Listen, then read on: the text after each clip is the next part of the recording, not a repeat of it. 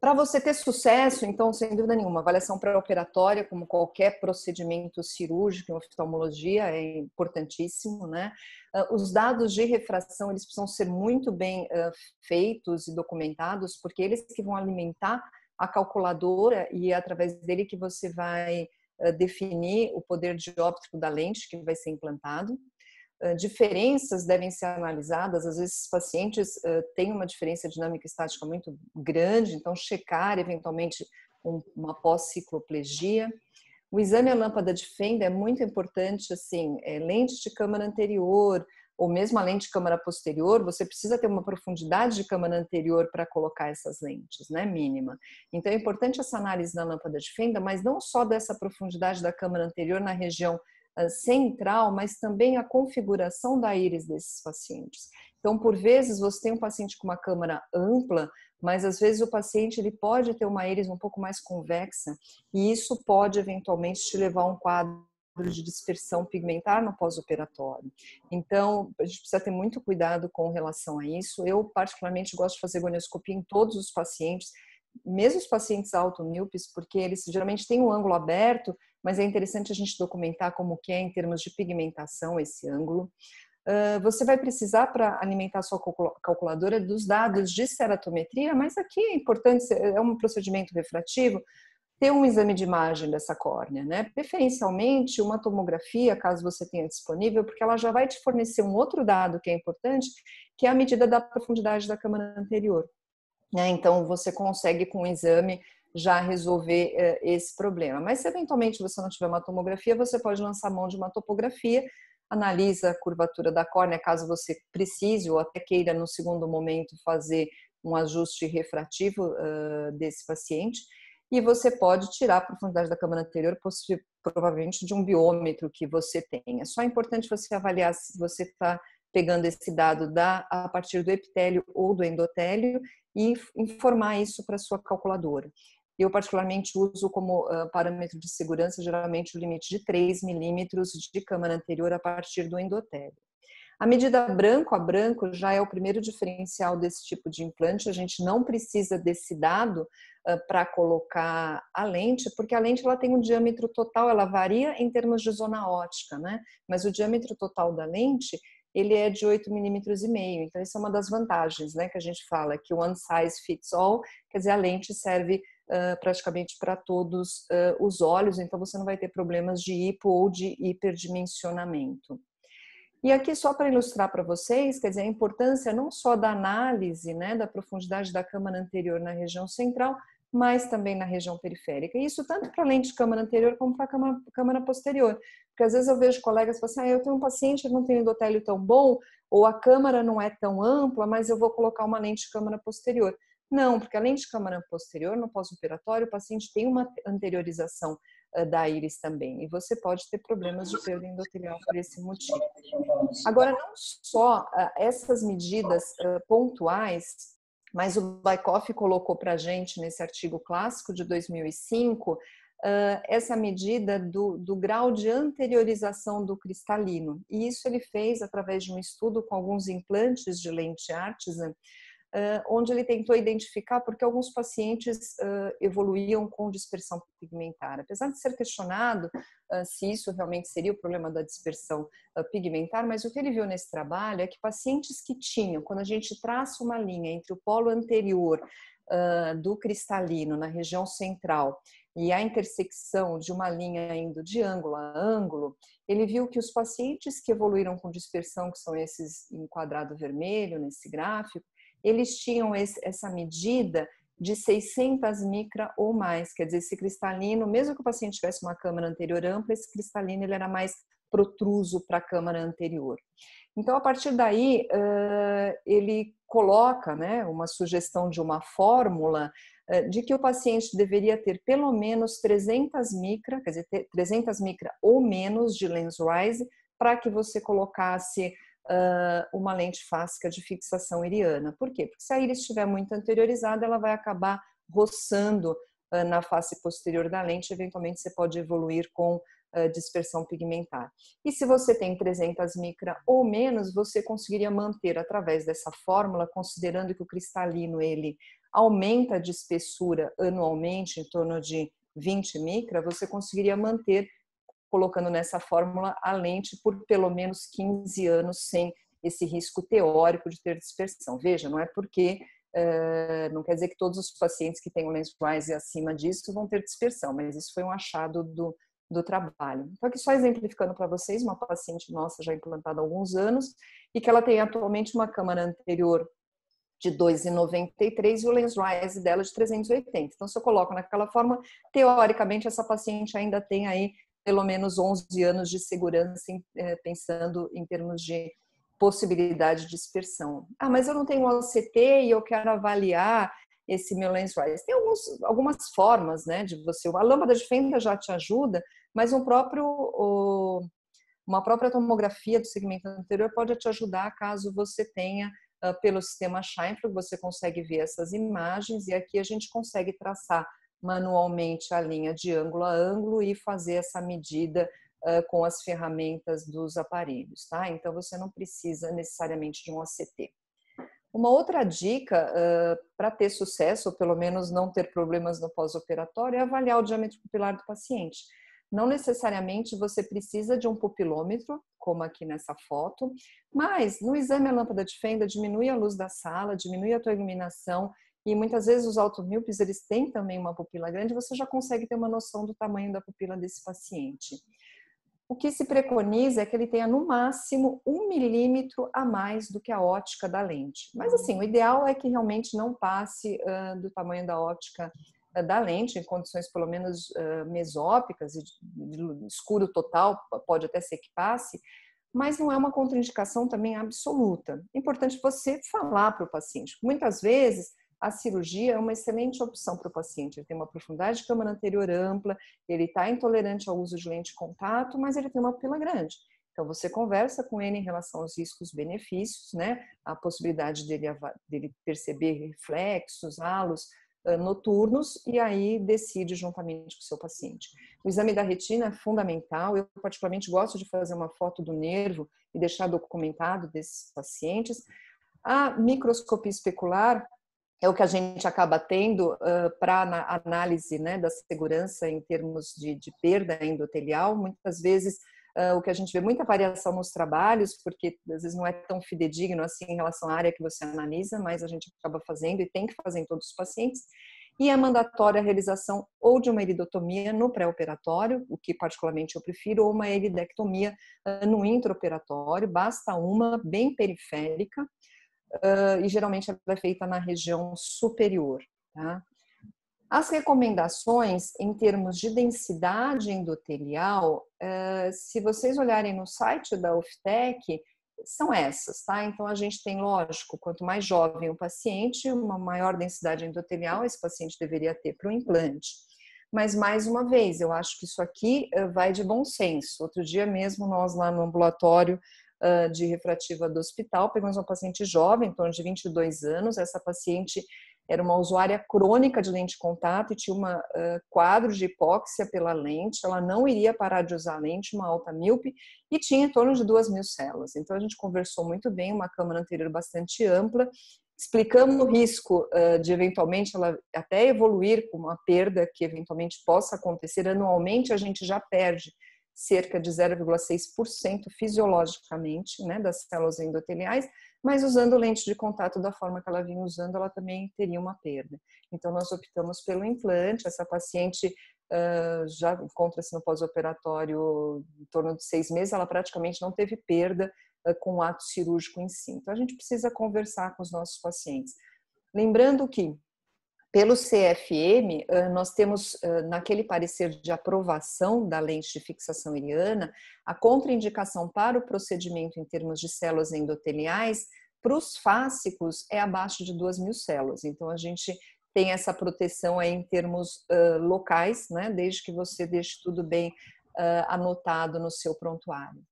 Também é importante que o cirurgião esteja familiarizado com a calculadora, não tem segredo algum, apesar de que sempre o representante acaba auxiliando, mas geralmente quando vocês fazem a certificação, vocês já conseguem ter o acesso à calculadora. Falando um pouquinho da técnica cirúrgica, que eu acho muito importante um treinamento prévio, acho que em oftalmologia, praticamente em todas as cirurgias, isso ajuda bastante. Aqui um agradecimento especial à Denise, né, que sempre nos ajuda no treinamento dos fellows lá em Sorocaba e com todo o material de wet lab, até nós já desenvolvemos um modelo experimental para facilitar também o aprendizado dos fellows. Então, isso eu acho que é bastante importante, você já chega na cirurgia com um pouco mais de confiança. Mas eu queria passar para vocês algumas dicas, essas figuras foram tiradas do próprio site da UFTEC. Então, eu particularmente faço as cirurgias com anestesia tópica e sedação, isso vai depender, lógico, do cirurgião, às vezes numa curva de aprendizado, você pode ter um pouco mais de receio de movimentação por parte do paciente, cuidado só com bloqueio, caso for fazer. Mesmo não fazendo bloqueio, eu sempre coloco o baroftalmo por uns 5 minutos para que eu tenha uma redução da pressão vítrea, não tenha nenhum tipo de pressão positiva no ato cirúrgico. Geralmente eu faço um suco prévio, passo para as paracenteses. Após a realização da paracentese, como é anestesia tópica, eu gosto de colocar lidocaína sem conservante na câmara anterior, isso no local realmente das pegas dos dois lados, isso geralmente leva a uma certa dilatação pupilar e na sequência eu acabo inserindo o miótico. A incisão então é triplanar, procede-se com o implante das lentes, a rotação para a posição horizontal e a pega propriamente dita que a gente vai mostrar nos vídeos a seguir. A gente tem hoje, além dos instrumentos de fixação, né, das agulhas próprias para esse enclavamento, o Vacuum Fix, que é um instrumento que pode ajudar. Eu particularmente já estou habituada a fazer com a técnica manual, então acabo não utilizando.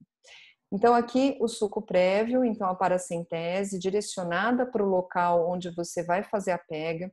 Importante, principalmente na Artiflex, que a sua incisão esteja bem centralizada na pupila. Por quê? Isso é uma outra vantagem da lente. Além de ser um tamanho único, geralmente a gente tem a pupila deslocada um pouquinho mais nasal. E a lente você vai conseguir centralizá-la exatamente em cima da pupila. Mas se você fizer a sua incisão bem às 12 horas, bem no meio, às vezes você vai conseguir colocar a lente na posição certa, mas às vezes, principalmente no Artiflex, fica um pouquinho mais difícil de você fazer a pega na região nasal, porque a tua pinça vai ficar um pouco mais distante daquele ângulo, tá? Então você coloca o miótico, o viscoelástico, geralmente eu uso metilcelulose a 2% mesmo. A inserção aqui com essa pinça de inserção, a lente ela acaba, a ótica de policiloxane ela se dobra sobre ela mesma e só na remoção da pinça, só de você fazer o movimento contrário, ela já acaba se soltando. Na câmara anterior, então, a gente já coloca, na verdade, o viscoelástico por cima da lente, para colocá-la mais em contato com a íris, posiciona na horizontal e nesse momento é importante, eu particularmente gosto também de já deixar o instrumento que vai fazer a fixação posicionado na paracentese, porque muitas vezes você está com a lente fixa na sua pinça e você depois começa a procurar a sua paracentese para entrar com o instrumento, às vezes tem um pouco mais de dificuldade, aí você perde a tua posição na pinça, perde o viscoelástico, então quando ele já está na posição já ajuda bastante.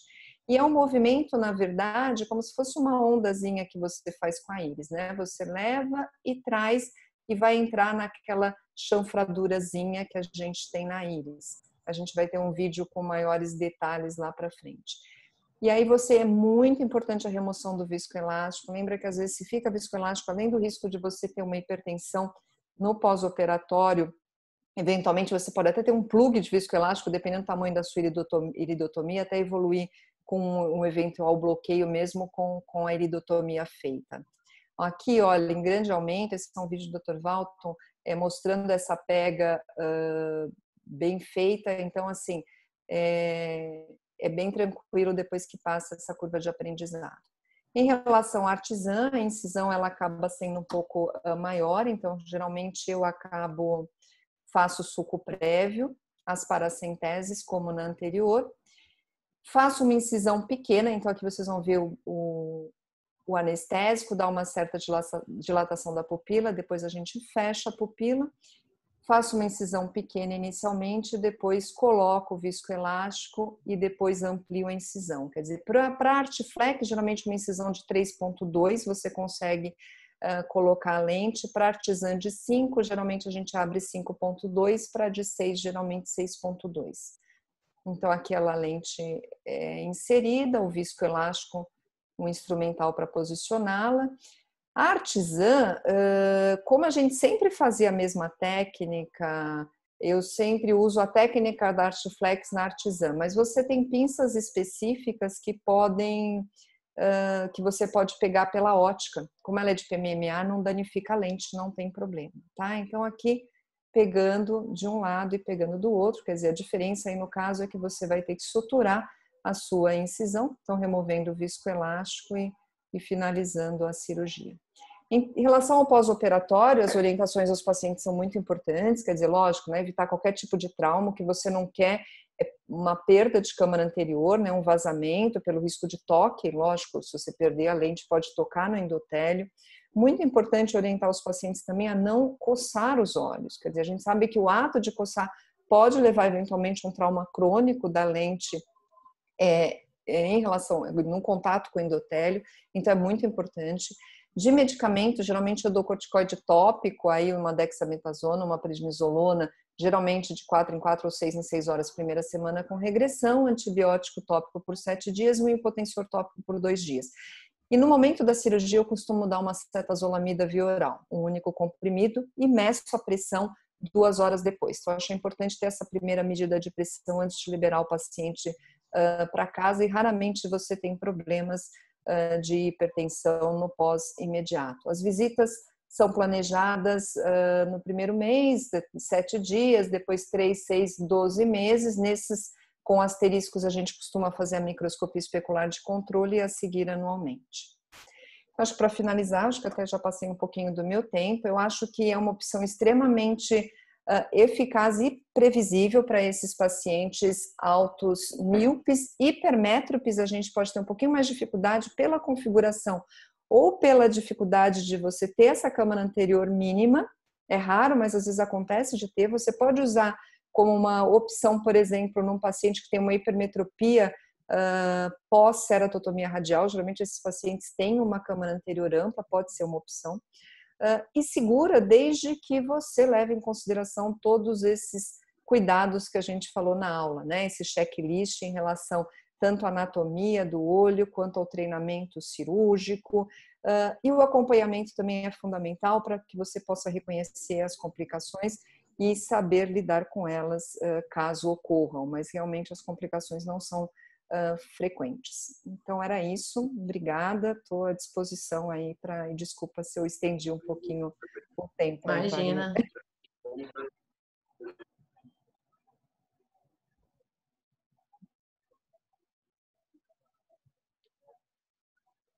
Tirei o compartilhamento aqui.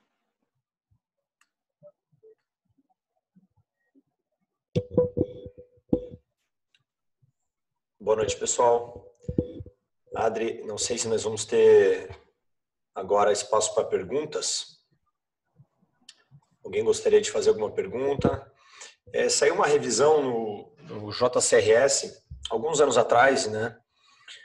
Há uns 4 anos atrás, e mostrando que você pode... Existe, claro, um pouco de controvérsia, mas o AQD de 2.8, 2.9, se você tiver uma íris plana, é um bom critério para limite de câmara anterior de profundidade. Você utiliza 3, Adri? Então, na verdade, isso no começo, Ramon, eu lembro até que o hipermetropia eles colocavam como 2.6, que eu achava pouco.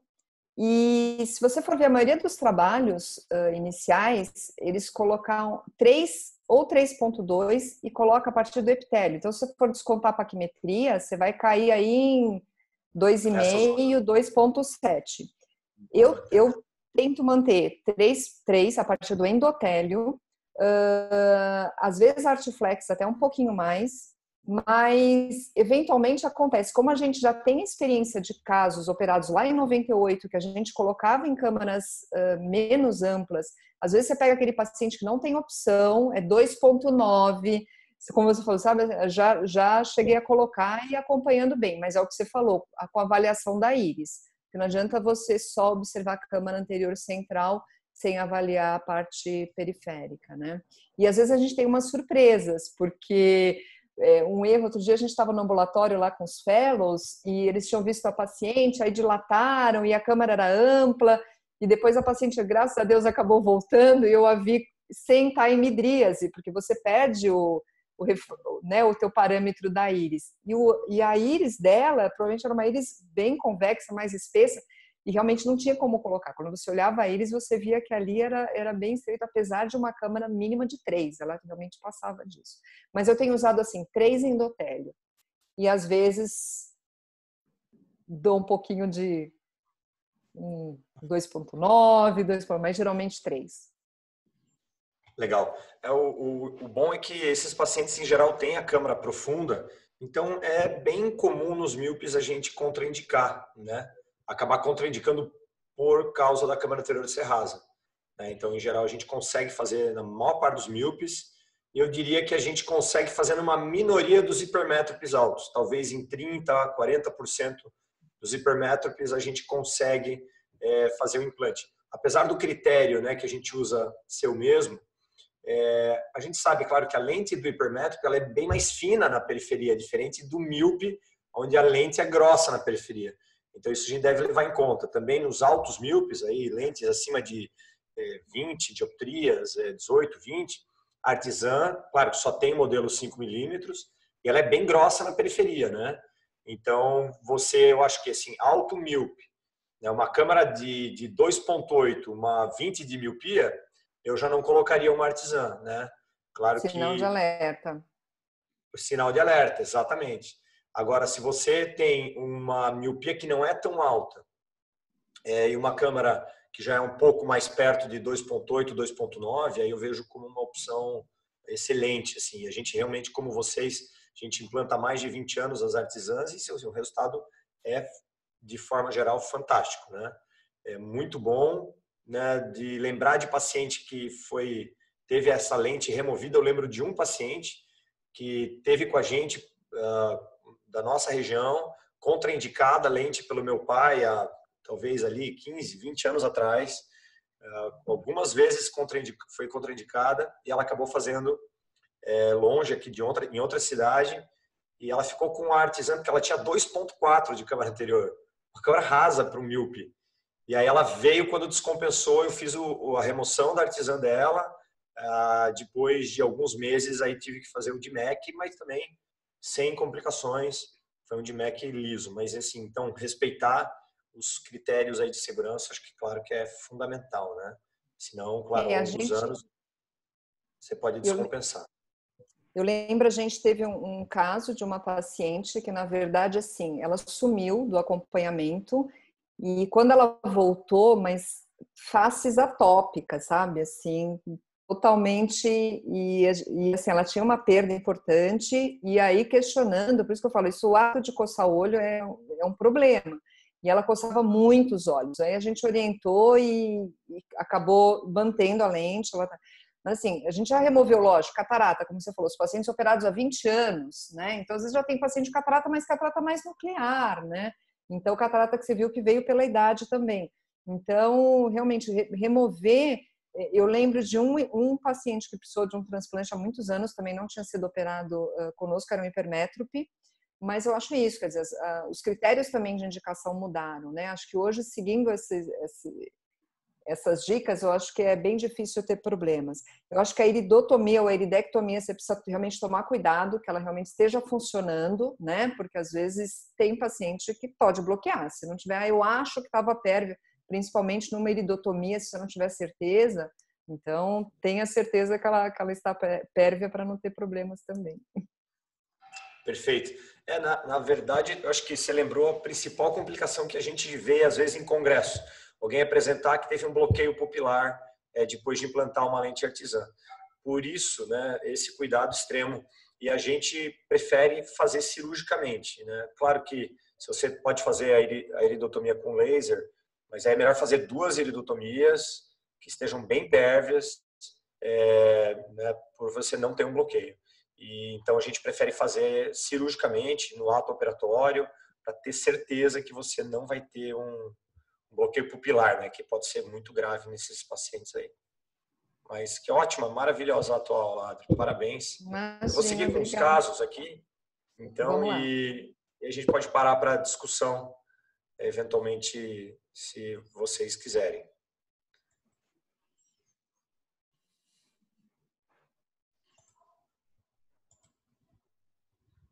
Então, estou substituindo o meu irmão, Vinícius, ele está com problemas de conexão e ele agradece, e eu também agradecemos muito a oportunidade de mostrar um pouco da nossa experiência com a Artisan Artiflex. O Vini, ele acho que ele especialmente, ele gosta de falar desse assunto também, porque ele tem uma Artisan dentro do olho dele e ele é extremamente feliz aí com o resultado que ele teve. Eu acho que já deve ter mais de 6, 7 anos que ele tem a lente implantada, então ele é bem feliz com o resultado que ele tem, como a gente vê nos nossos pacientes, né? São pacientes extremamente felizes. Principalmente a Artiflex, que a gente tem um resultado mais rápido, como o Adri bem comentou. Então, vou falar de alguns casos um pouco mais difíceis, às vezes que a gente acaba tendo que resolver ou que pode resolver com a Artisan. Vamos ver essa paciente, um paciente de 53 anos, paciente do Vini, do sexo masculino, já acompanhava muitos anos no nosso hospital, a visão não era boa com óculos e ele já estava intolerante à lente de contato. No aspecto topográfico, vejam bem, é um aspecto, um paciente de 53 anos, alto míope, com alto astigmatismo contra a rega, a primeira coisa que a gente vai pensar é uma pelúcida, né? Então, vejam bastante assimetria, o sinal da gota, né? O sinal da gota, ou também a gente pode observar aqui o sinal da garra, né? Da gota ou da garra nos 2 olhos, relativamente simétrico, mas pode ser um ceratocone. Então, olhando o aspecto do Galilei desse paciente, a gente vê que o afinamento é mais paracentral inferior, nos 2 olhos, não é um afinamento tão importante, e um astigmatismo elevado com a paquimetria central relativamente boa. Né? Alta miopia, com alto astigmatismo e ceratocone ou pelúcida. Então, o que a gente vai fazer aqui? Então, existem algumas opções para esse paciente. Vejam que o AQD dele é bem profundo nos 2 olhos, é uma câmara bem profunda, como é comum nesses pacientes com pelúcida ou com ceratocone. E como fazer o diagnóstico? Então, a gente sempre, para ter certeza se é uma pelúcida ou um cone, muitas vezes o acompanhamento desse paciente histórico pode nos ajudar a revelar. Vejam que esse paciente já acompanhava muitos anos no nosso serviço, com o mesmo aspecto topográfico. Então, a nossa tomografia de Scheimpflug, ela realmente mostrou um mapa paquimétrico condizente com o ceratocone, e esse paciente já desde jovem tinha esse aspecto aqui nos 2 olhos. Então, ele tinha um ceratocone, que é uma doença estável num paciente de 53 anos, então a gente pode lançar mão de algumas opções cirúrgicas, sem se preocupar com a progressão desse quadro de irregularidade corneana.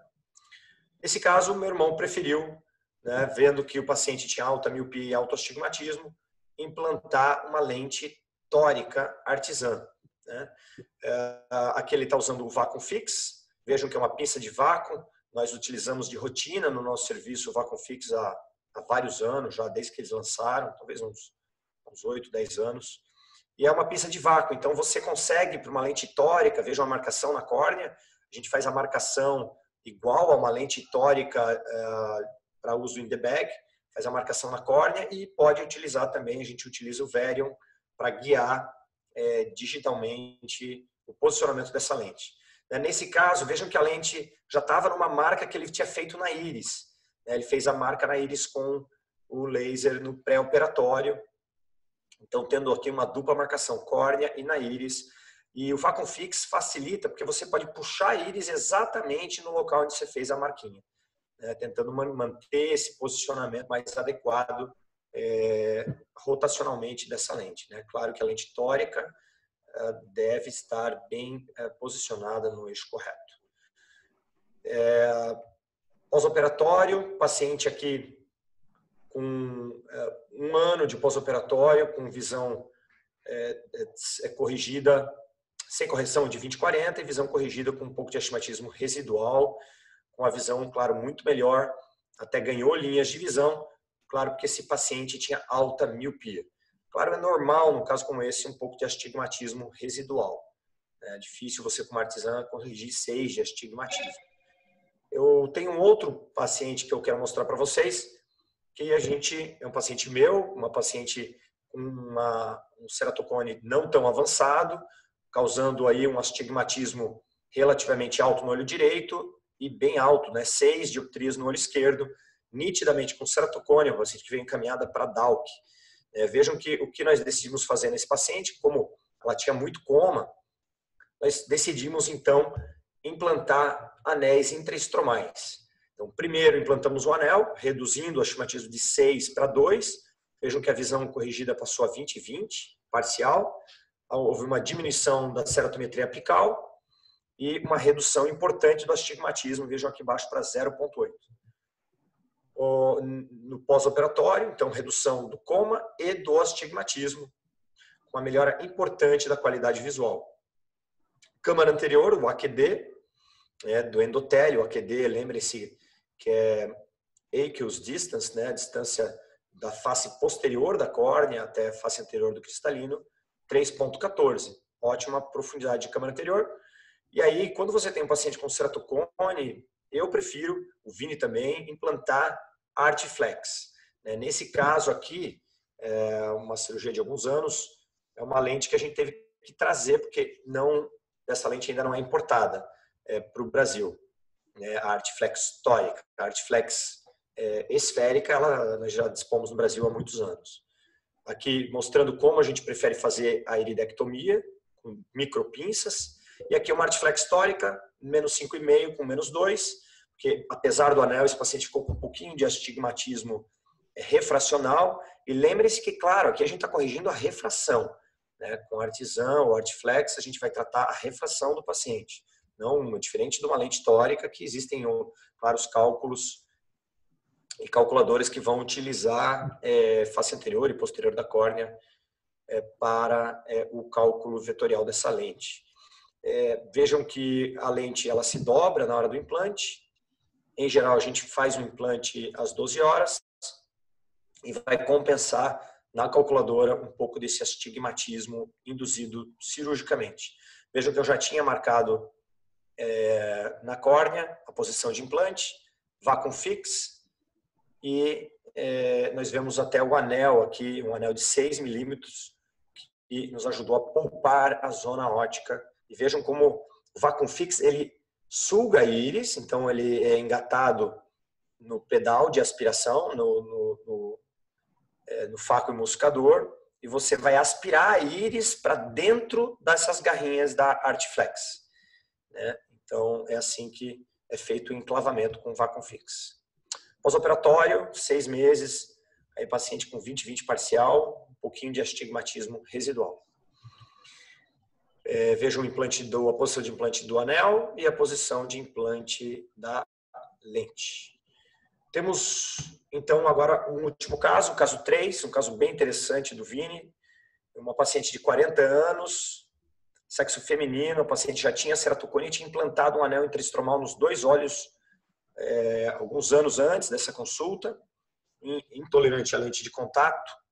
E olha, observem a visão que no olho direito era bastante boa, apenas com uma miopia alta, e no olho esquerdo tinha astigmatismo, mas a visão corrigida era ruim. Ou seja, nesse olho esquerdo, o anel estava bem implantado na profundidade do estroma, mas a visão corrigida era ruim. Então, nesse paciente, o Vini decidiu fazer primeiro um PRK transepitelial topoguiado para regularizar a córnea, fazendo um tratamento só na área central, dentro da zona óptica do anel, para regularização corneana. Aqui nós vemos o pré-operatório, não era um cone tão avançado, mas com muita irregularidade topográfica. Ou o tratamento, vejam que é um tratamento que vai remover no máximo 62 micra aqui nessa região. Então, um tratamento que no centro e no ápice do cone, levando a uma remoção pequena de tecido, em área central, transepitelial de 62 micra, 10, 15 micra de estroma só. E na região periférica, aqui ele alcançava 100 micra na área de 5 milímetros. No ápice do cone, menos do que talvez 20 micra, né? Então a gente precisaria remover, tirar aí os 50 micra aproximadamente de epitélio, talvez um pouco menos, porque ceratocone, o epitélio é mais fino do centro. Vejam, o pré-operatório não era uma córnea tão fina, né? Uma córnea com boa espessura, ponto mais fino 466. E aqui o operatório, uma regularização bem grande da área central da córnea, com uma melhora importante da visão corrigida para 20/30. Então a gente hoje associa vários tratamentos, inclusive, né, a Artisan e a Artiflex, para resolver casos como esse. Veja uma redução das aberrações de alta ordem corneanas e uma regularização do mapa epitelial aqui no olho esquerdo no pós-operatório. A gente acabou tirando o mapa epitelial pré, mas vejam como o epitélio é fino no centro, nos pacientes com ceratocone, acabando ficando um pouquinho mais grosso nessa médio-periferia, fazendo aquele aspecto de donut. Perricato pulgado, vejam o pós-operatório, menos 9 com menos 3, então ainda com astigmatismo, mas com a visão corrigida muito melhor. Conduta, implante de Artisan tórica para os dois olhos, menos 8,5 com menos 1,5 e menos 8,5 com menos 2,5. Uma boa contagem endotelial, boa profundidade de câmara anterior, vejam aqui 2,96, 3,02. E planejamento cirúrgico, é assim que a Oftec vai mandar para vocês, né, aonde deve ser feito o implante da lente, o local da incisão e aí o eixo de implante. Essas lentes elas podem vir com um cilindro a 180 ou a 90, e aí isso vai facilitar o posicionamento adequado da lente. Técnica cirúrgica, acho que mais uma daquelas que vocês já viram, marcação na córnea. Nesse caso, acho que ele não fez a marcação na íris. Hoje a gente faz só na córnea e usa marcador digital. E essa é a pinça de apreensão da lente Artisan. Então você pega a lente pelo corpo dela, diferente da Artiflex, que você pega ela pela alça, que é de PMMA. Essa lente aqui é toda de PMMA, então ela é bem firme para você fazer clavamento. E sempre você tem que trabalhar com as duas mãos. Então, tecnicamente, depois da curva de aprendizado, é uma cirurgia que não assusta, tranquila, mas na fase de aprendizado é bom sempre estar com alguém com experiência do lado para ajudar na fixação. Pós-operatório, 7 dias, vejam o anel intraestromal, que essa seta está demonstrando, bem posicionado, boa profundidade e ótimo resultado aí pós-operatório, paciente alcançando 20/20, parcial nos dois olhos, um resultado cirúrgico excelente. Acho que para quem tem ao pré-operatório, quem tem interesse aí nas lentes Artisan, Artiflex, tem que, além de fazer os wet labs, estudar a fundo, ver muito vídeo e acompanhar cirurgiões aí com mais experiência. Nesse caso, o Vini descreveu esse relato como o TriOptics, né? Ele viu para a publicação, acredito que já foi aceito, aí mostrando a correção com lentes fásicas, refrativa e mais o anel intraestromal. Há 1 ano e meio atrás, nós escrevemos esse capítulo, quase 2 anos, publicado no Yanov, acho que é um capítulo bem interessante aí para quem quer estudar mais a fundo as lentes fásicas. A gente fala muito da Artisan, que realmente é a nossa preferência. Recentemente a gente publicou também, o coautor, coeditor desse livro do Refractive Surgery, também alguns capítulos e muitos vídeos de Artisan e Artiflex.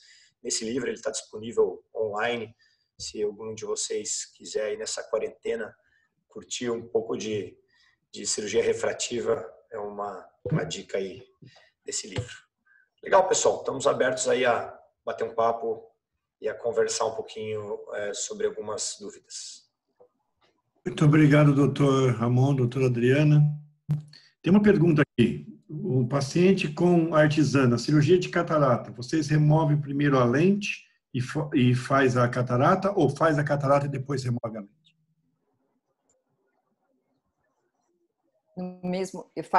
Removo a lente no mesmo tempo e faço a catarata. O que você pode variar aí é em termos se você vai usar a mesma incisão que você remove a lente para fazer a faco ou uma outra incisão. Então, teoricamente, você vai ter mais estabilidade. Eu, particularmente, opero na horizontal, né? Sempre temporal, olho direito, nasal, olho esquerdo. Então, se você fizer uma incisão diferente da incisão da remoção da lente, você vai ter mais estabilidade durante a realização da faco. Então, você pode abrir a tua incisão superior, da mesma forma que você fez com o implante, sutura essa incisão e depois faz a sua incisão da faco normal.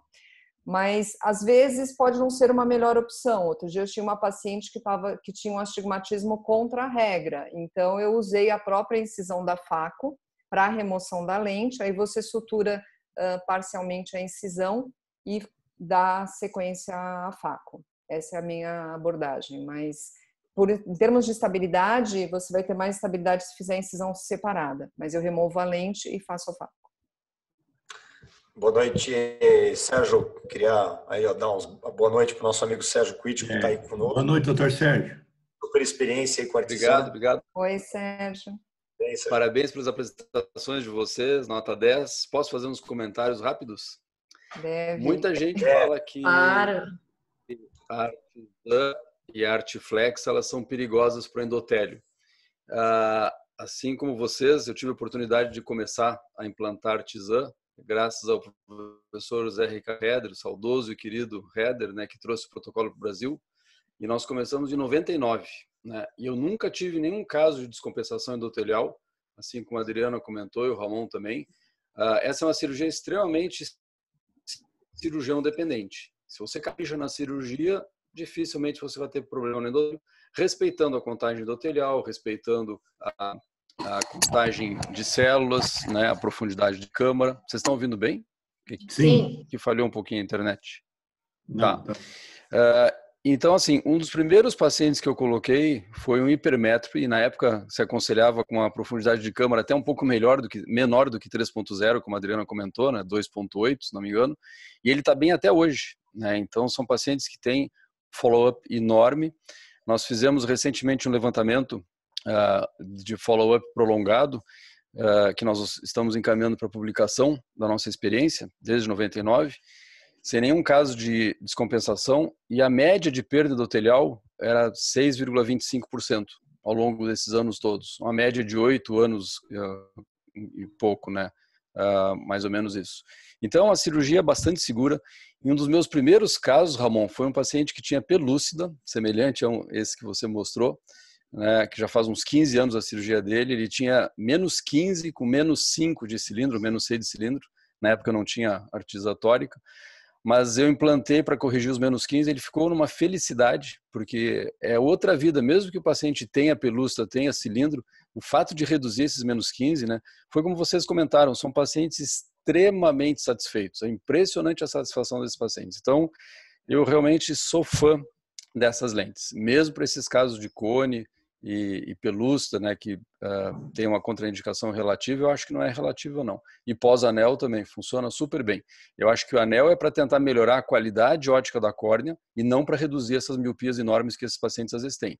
Então essa combinação de anel com artesã ou artiflex, melhor ainda, realmente é fantástica. O único senão da artesã é que tem que fazer uma incisão grande para retirá-la, né, para explantá-la, por ocasião da cirurgia de catarata que vocês comentaram, né? Então, esse é o único senão. Fora isso, eu acho fantástico. Realmente são lentes maravilhosas. E parabéns de novo pela apresentação de vocês. Obrigado, Sérgio.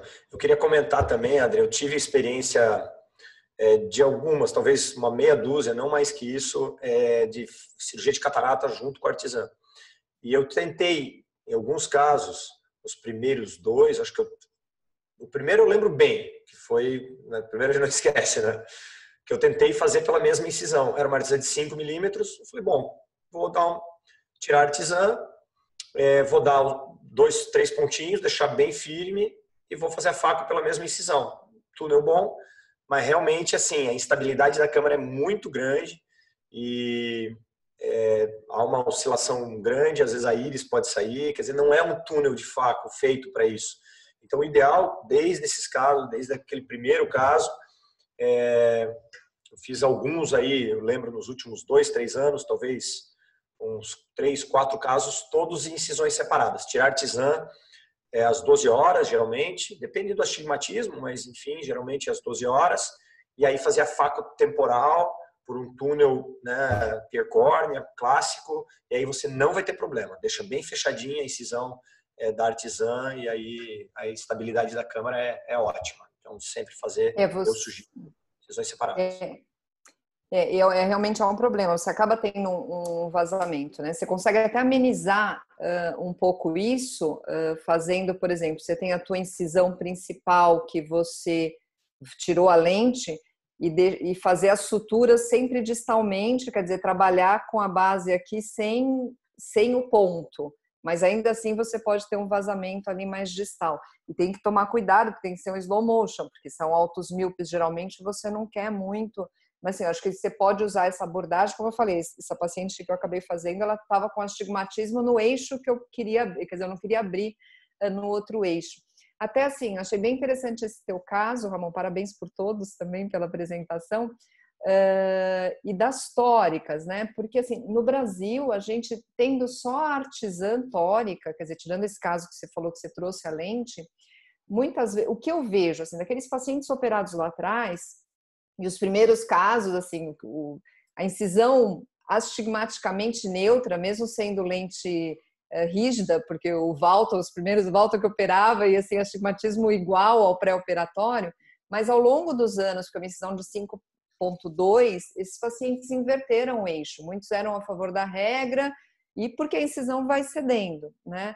Então, o que eu vejo, às vezes um paciente hoje, mesmo um jovem que tem um astigmatismo a favor da regra de 2, muitas vezes só com a incisão, mesmo que seja 3,2, como ela é bem corneana, você já reduz aí 1 de astigmatismo, uma coisa. Então, eu nem penso tanto em tórica. Agora, quando o paciente tem um astigmatismo bem alto, que às vezes acontece essas associações, 5 de astigmatismo, muitas vezes eu tento, com a incisão da artesã, reduzir isso e prefiro, eventualmente, no segundo tempo, fazer uma cirurgia combinada com uma fotoablação do que colocar uma tórica que vai ter que abrir mais e eu não sei muito bem como que vai ser essa indução do astigmatismo. Então, eu queria saber de você, do Quitico, enfim, vocês têm usado a tórica artesã com frequência? Como que vocês estão aí? Eu concordo plenamente, Adri. Eu também, e a gente também é desse mesmo raciocínio. Se eu acho que o paciente tem alto astigmatismo, mas é regular, eu acho melhor, é mais seguro eu fazer um segundo tempo uma cirurgia refrativa, que é incomum da gente precisar. Então, por isso a gente usa bem pouco a artesã tórica. Só que esses casos eram todos com ceratocone, onde não dá para fazer uma relaxante, ou já tinha anel. Então, são casos assim que não tem como trabalhar na incisão o astigmatismo. Mas eu estou completamente contigo. É por isso que eu gosto mais também para esses pacientes artiflex tórica. Porque daí a gente vai ter uma incisão pequena, não tem o que tu falou, a indução de astigmatismo alta, a indução é baixa, então você consegue controlar bem melhor o resultado refracional. Mas, no geral, concordo plenamente contigo. Sérgio? Doutor Sérgio? Eu concordo também. Eu sou fã do Bioptics. Eu acho que a correção do cilindro na córnea, a gente tem a possibilidade de ter uma precisão maior, porque para você posicionar a artesã ou artiflex exatamente no meridiano que tem que ser, nem sempre é muito fácil, né? Na hora da pega da íris, às vezes não sai exatamente na posição que você quer. E eu não vejo problema nenhum fazer um LASIK, fento-LASIK ou um PRK no segundo momento, né? Eu gosto bastante. Claro, esses casos que o Ramon mostrou, que não dá para mexer na córnea, bom, aí é uma excelente opção. Eu queria só voltar a frisar o que a Adriana comentou, acho que o Ramon também, em relação à iridectomia. O único bloqueio que tive em artesã foi quando eu não fiz iridectomia cirúrgica, quando eu fiz iridotomia com YAG laser no pré-operatório. Porque é mais fácil, claro, né? E aí eu larguei de mão, foi o único caso que eu fiz, Adriana, e voltei a fazer cirúrgica, que nem o Ramon. Eu acho que eu me sinto mais seguro que vai ficar um orifício permeável ali, não vai ter erro. Talvez eu tenha sido econômico no YAG, né? mas eu acabo fazendo cirurgicamente. Claro, esteticamente não fica tão bonito, né, do que com IAG, mas nunca esquecer de fazer iridectomia, isso realmente é importante. Tem uma pergunta aqui. Paciente portador de câmera 3.2, mais íris convexa, indica ou não?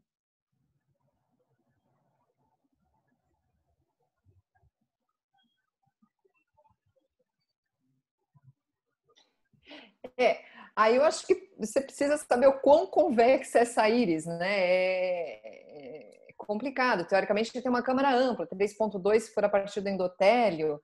O grande problema, assim, quando a gente fala em termos de dispersão pigmentar, acho que tem 2 pontos, né? Que acho que esse deve ser a preocupação.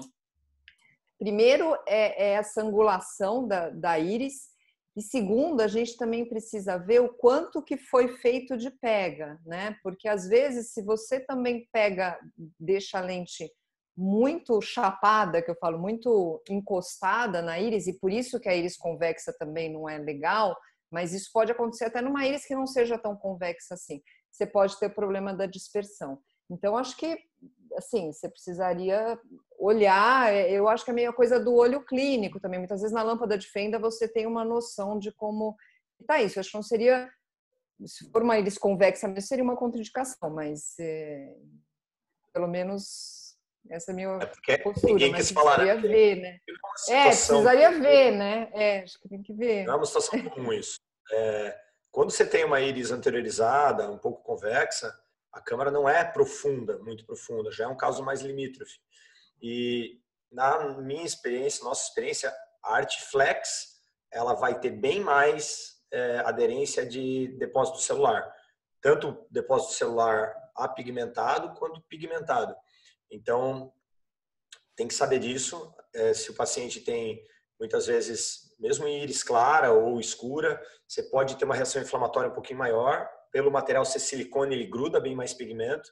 E eu já tive um paciente, está publicado no JRS, que eu tive que entrar atrás da lente, depois cirurgicamente, para limpar o depósito celular, porque a visão do paciente, já depois de usar corticoide, não melhorou. Então, são casos incomuns, mas na artesã já é bem mais raro a gente ter problema de depósito celular ou pigmentado, assim, crônico, que realmente atrapalha a visão.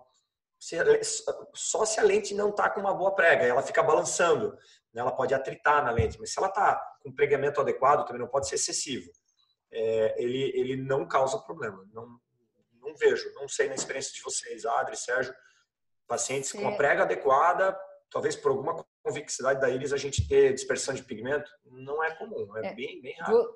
Isso que você falou da Artiflex, e até no começo, né, alguns colegas até não gostavam de usar Artiflex, e até eu tinha uma certa teoria com relação a isso, porque quando quando você vai fixar artesã, até pelo fato dela ser totalmente rígida, se você vai um pouco para cá, um pouco para lá, você já vê que a pupila ficou irregular. Então, no momento, você já coloca na posição certa, entendeu? Se você puxou mais de um lado ou de outro, eu acho que é mais fácil de você identificar isso no intraoperatório.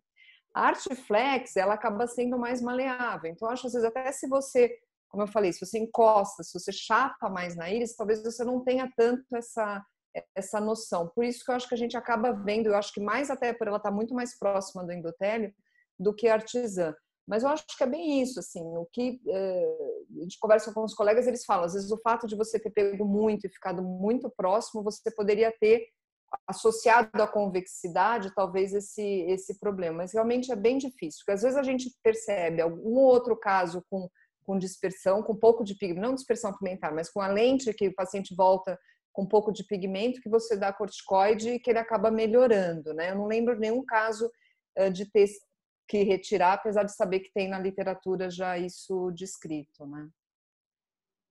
A minha experiência também é de maior irite e depósito de pigmento com Artiflex. Nesse levantamento recente que nós fizemos, foram 233 olhos, que nós vamos lá para publicar. Irite em artesã foi 1,5%, em Artiflex 10%. Então, realmente, o silicone da Artiflex ele atrai mais PKs, provoca um pouco mais de irite e dá mais pigmentação. E eu já tive alguns desses casos com irite que evoluíram com uma membrana pupilar e catarata, né?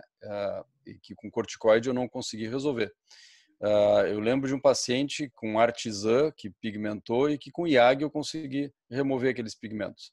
Mas alguns casos evoluíram para uma membrana maior e catarata. Mas é muito raro, realmente é bem pouco frequente. Tem uma outra pergunta aqui.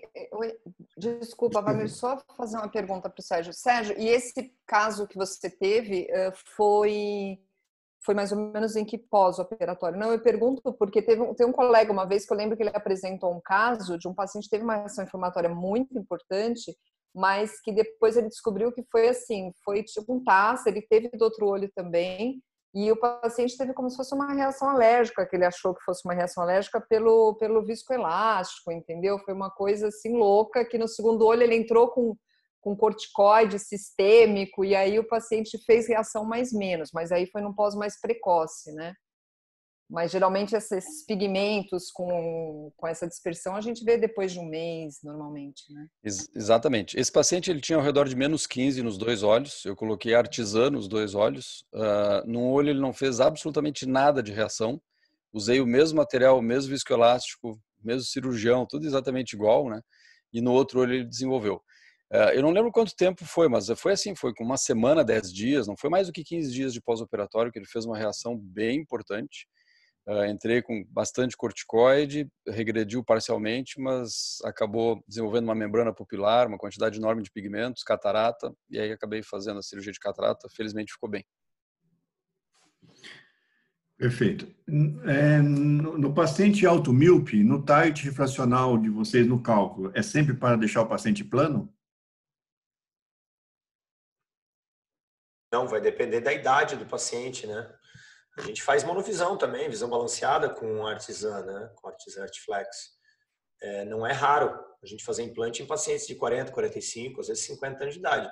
Você pega um paciente que tem lá -10, 48, 50 anos de idade, difícil fazer depois de 55, 60, já é mais incomum, porque, enfim, já está bem mais próximo, esses pacientes têm catarata mais cedo, mas depende da idade. Em geral, jovens, alvo refracional, target mais meio, depende da idade, às vezes mais 0,75, né? Igual uma cirurgia refrativa, né? Igual quando vai fazer laser, mesma coisa, a gente pode manejar ainda de uma forma bem mais precisa do que o excimer laser, o alvo cirúrgico, né? Uma refração bem feita, estática, em cima dela que você calculou o alvo.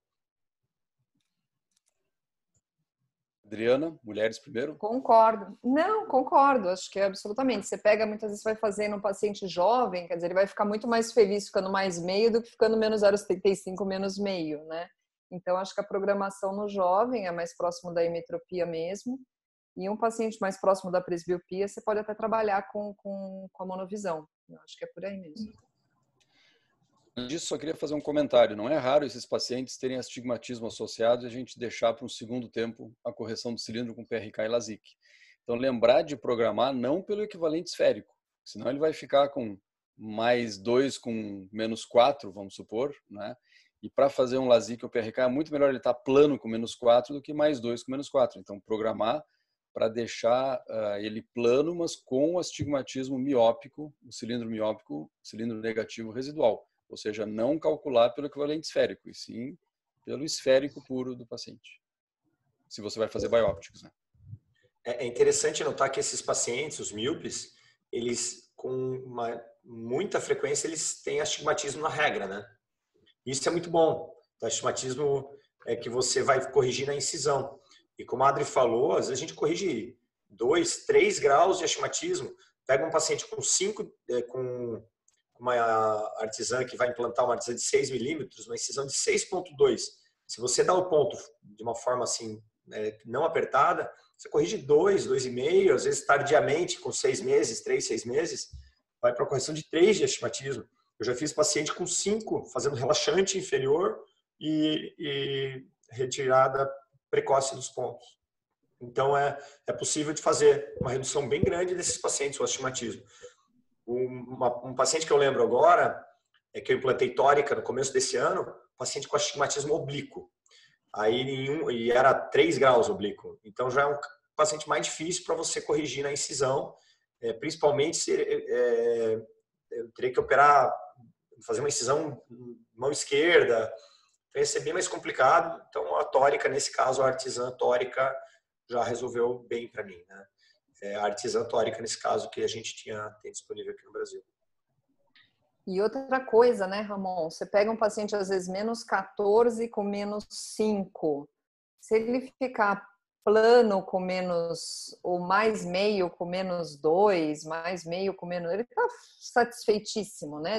Assim, às vezes você pode até, antes da cirurgia, colocar a possibilidade do biópticos, né, de fazer uma cirurgia, mas depois ele nem precisa, né? Então é algo que a gente vê também com frequência. Ele está muito feliz com... e usa um óculos eventualmente à noite, né? Então acho que isso também é interessante.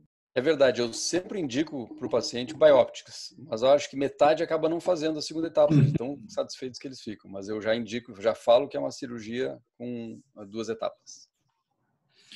Outra pergunta que tem aqui: com quanto tempo tira as suturas? Vai depender do astigmatismo. Se o paciente, por exemplo, não tem astigmatismo no pré-operatório, já é melhor ir para uma Artiflex, né? Vamos dizer que você colocou uma artesã, daí você não pode mexer no ponto, né? Deixa o ponto bem, eu gosto de ponto curto, apertado, né? Curtinho, você pode apertar bem e deixar esse ponto, e fala para o paciente que a recuperação vai ser bem lenta. Já, né, como a gente já tinha comentado, depende do grau de astigmatismo. O astigmatismo, na regra, de 2 dioptrias, já começa com 15 dias, tira ponto. Deu 5 pontos, tira os 2, 3 centrais já. Então vai depender do astigmatismo pré-operatório, de onde você fez a incisão, né? Não sei se alguém faz diferente. Eu acho que tudo vai depender do quanto que você induziu mesmo de astigmatismo com a tua sutura, né? Então, se você conseguiu não mudar tanto o astigmatismo dele e ele já não tinha astigmatismo e eventualmente era tinha uma miopia que você teve que colocar uma artesã. Você deu uma sutura ali, não tá praticamente sem astigmatismo, não mexe, vai. Aí você orienta o paciente que ele tem aquela sutura, normalmente você vai ter que dar uns 3 pontos ou fazer um X. Se o ponto soltar, você vai tirar, assim, sensação de corpo estranho.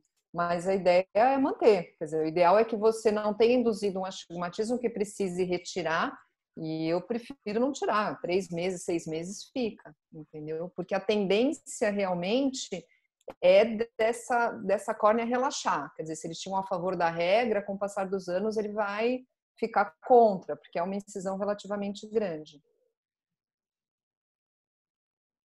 Doutor Sérgio? Eu faço exatamente dessa mesma maneira, não faço de forma diferente, não. Perfeito. Uma outra pergunta aqui. No caso de dispersão pigmentar, 2 meses de pós-operatório, com pigmento significativo no eixo visual da artesã, conduta: 1, retira a lente, ou 2, tenta lavar a lente e reposicionar? Corticoide. É isso que eu ia falar. Primeiro, corticoide. Muito corticoide tópico. Tentaria o corticoide, né? Se não fez ainda, ver se dá uma clareada, porque às vezes melhora, né? Aí vai, não melhorou. Eu acho que uma opção seria primeiro tentar identificar por que tem tanto pigmento, né? Tentar fazer um estudo dessa anatomia aí da câmara anterior. Se você acha que é uma condição anatômica mesmo, que não tem, aí talvez a opção seja remoção de lente, mas eu acho que antes até de remover a lente, eu veria também como que está essa pega, se a lente não está muito para baixo na íris, e aí você poderia, então, se você for pensar num reposicionamento, soltar um pouco essa pega e, de repente, já lavar a lente, como o Ramon falou, que teve um caso que não lavou, acho que seria por aí. Se não, teria que tirar mesmo. Mas tem que identificar a causa, né? Como eu falei, eu tive um paciente que eu consegui limpar com IAG. Era artesã, não artiflex. Então, depois do corticoide, se ainda ficam pigmentos no eixo visual, o IAG é uma alternativa interessante. Potência baixa, né? Como a gente limpa a lente intraocular, que está dentro do saco capsular, que às vezes, eventualmente, tem que limpar aqueles precás que tem, e focar exatamente na superfície da lente, né? Ajustar o IAG para isso. E é uma alternativa também. Ótimo. Tem uma pergunta aqui. Os convênios cobrem essa cirurgia? A lente, creio que não, mas as demais despesas da cirurgia?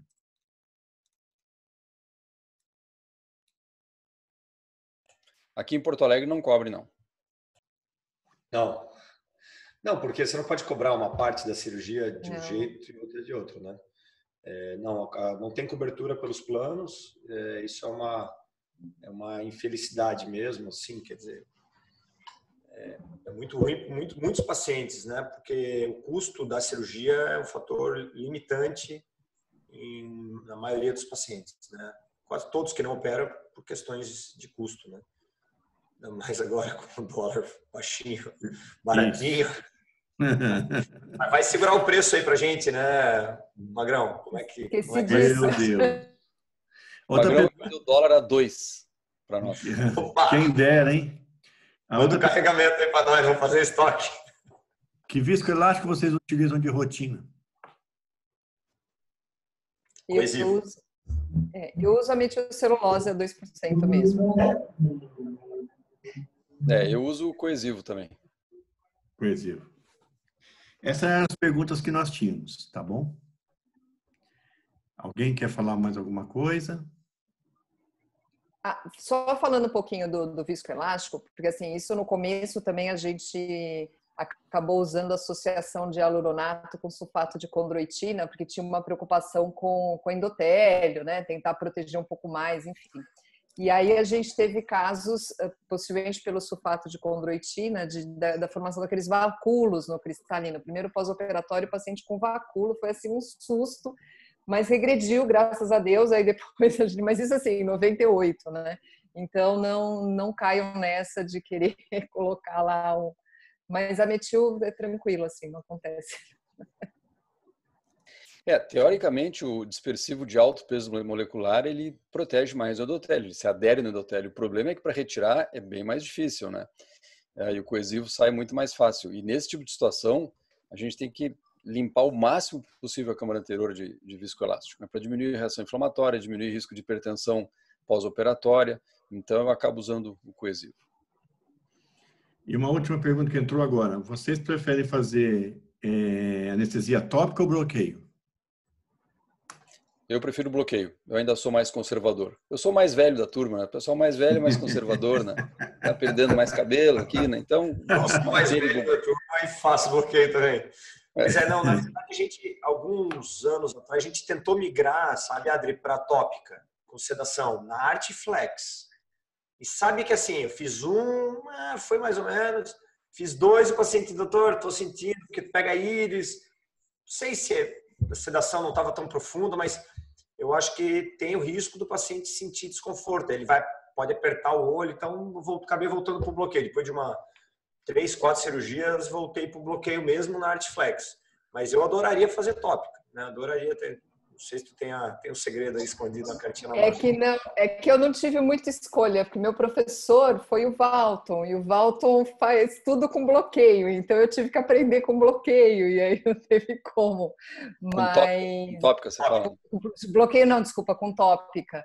E é tudo na tópica, e assim foi, senão não aprendia. Mas ele, assim, na verdade, o anestesista é tópica mais sedação. Acho que a lidocaína, ela dá uma ajudada na hora que você coloca a lidocaína ali em cima da íris, mas precisa dar uma conversada com o paciente também, né? Então, assim, eu acho que não é proibitivo de forma alguma você fazer o bloqueio, lógico, com cuidado, né? Porque esses olhos são grandes, o receio do bloqueio.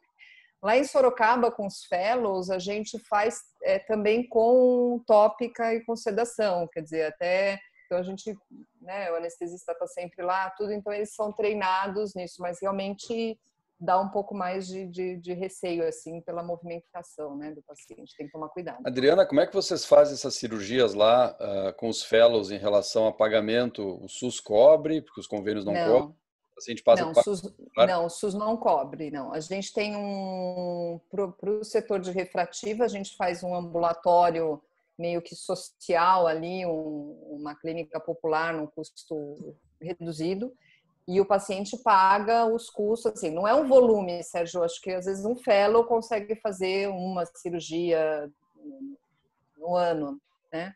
Quando consegue, porque os pacientes também não têm condições, mas o paciente paga, quer dizer, tem a taxa da lente, uma taxa de sala, ele acaba pagando um valor diferente do particular, mas ele paga. Do particular do hospital, né? Aí ele sabe que ele vai ser operado pelos médicos, né, que estão lá no hospital, e aí eu tô sempre com eles, né? Então, mas assim, os meninos vão bem, viu? É isso que eu falo, é aquilo que você falou, acho que o treinamento, o Ramon comentou, né, de ter alguém junto, acho que ajuda, e é bom estar junto nessa fase de treinamento, e eles gostam. Pena que o volume não permite que tenha uma desenvoltura melhor da técnica, mas realmente o valor, o custo, acaba sendo um limitador, né? Mas a gente fez um levantamento assim, pega o paciente, não é um volume grande, mas em termos de densidade endotelial, e às vezes tem paciente no pós que está com endotélio até melhor, acho que parou de usar lente de contato, as células migraram, né? Então, você fala que é tão difícil você identificar esses trabalhos, né, em relação à densidade endotelial, né? Então não tem nenhuma perda, graças a Deus, por enquanto está indo bem. Os meninos estão bem. Perfeito. Entrou mais uma pergunta aqui. Qual é a experiência de vocês com a afásica? Nossa experiência é muito boa com afasia, com lente de afasia. É a nossa primeira escolha nos pacientes sem suporte capsular. Então, em vez de fixar em esclera, Yamane, né, abrir esclera, amarrar lente, mesmo amarrar na íris, né? Quando você não tem suporte capsular, amarrar na íris também é uma opção às vezes razoável, mas a artesã de afasia, ela é muito tranquila para fazer, ela é uma cirurgia totalmente no segmento anterior, você vê a cirurgia inteira, só tem né, revés, um contra, um porém aí, que é a incisão. Mas pensa que para um paciente afásico, um pouco de astigmatismo também não vai fazer mal, né? Então, a gente gosta muito da lente de artesã para afasia. Temos aí centenas de casos aqui implantados. Acho que o Sérgio tem bastante também, não sei se a Adri tem, mas... Não, eu particularmente não. O Valton coloca até alguns casos na clínica, já vi uns pacientes. A técnica é bem legal, e ainda mais agora essa de você poder colocar, eu já vi ele colocando os 2 casos retroiriano, né, fixando atrás da íris. Mas assim, eu acho que às vezes é que aí você coloca também custo, né? Às vezes você fizer uma lente de 3 peças, você fizer uma fixação na íris, o custo também acaba sendo bem mais reduzido, apesar de tecnicamente acho que ser mais complexo, né? Mas eu particularmente não queria até algumas lentes para colocar lá no sul, sabe? Porque às vezes tem uns afásicos lá, mas ainda não consegui, sabe? Seria ótimo, né, doutora? Sabe, Adri, ela é mais barata. Aqui é a hora de pedir, sabe? Não, tô falando, aqui é a hora de pedir. Assim, pedir para os fellows, a Tereza está ouvindo. Tá aí, ó, não é? Doutora Adriana, a Tereza está ouvindo. A Tereza está ouvindo, né? Os fellows queriam tanto operar mais, sabe? Para mim, para paciente afásico que não tem suporte capsular, é a minha primeira opção, sem dúvida. É uma cirurgia muito mais fácil do que qualquer fixação escleral ou fixação iliana. Funciona super bem. Eu tive, inclusive, uma paciente que tinha sido operada de catarata congênita e ela chegou para mim depois de 20 anos, afásica, né, com 20 e poucos anos de idade, mas uma íris extremamente rígida, fibrótica, que eu tive muita dificuldade de fixar, e num dos olhos ela deslocou e eu fiz fixação iriana da artesã nesse olho, com sutura, como se fosse uma fixação iriana, e está super bem, né? Eu acho uma cirurgia super elegante. Perfeito. Gente, o custo dela é menor, só lembrando uma coisa, Adri, o custo dela é bem menor do que da artesã fásica. É o quê? Dá metade do preço aqui no Brasil? Isso. Ou é menos? É menos ainda. Menos da metade do que menos uma da artesã metade. fásico, né? Que bom. Não, mas assim, eu estou comparando, por exemplo, você pega uma lente pseudo-fásico de 3 peças, acaba sendo, né? Aí também é muito, né? Tá muito barato, né? Tá ótimo. Gente, mais uma vez, parabéns, muito obrigado. Em nome da ADAP, nós agradecemos a presença de todos. E em nome da Oftec, nós gostaríamos de agradecer a presença dos senhores. Mais uma vez, parabenizar pelo seu dia. Nós escolhemos a oftalmologia, né, e somos felizes por isso. Muito obrigado aos palestrantes, a participação do Dr. Sérgio também. Foi um prazer tê-los conosco, tá bom? Uma boa noite a todos os senhores. Muito obrigado. Obrigada, doutora Adriana. Obrigada, doutor Sérgio, doutor Ramon, todo mundo. Obrigada, Wagner. Tereza, obrigada, Tereza. Obrigado. Cuidem-se. Prazer estar com vocês. Cuidem, sim. Vocês também. Beijos. Beijo. Tchau, Tchau, obrigada. tchau. Tchau, obrigado. Boa noite. Boa noite.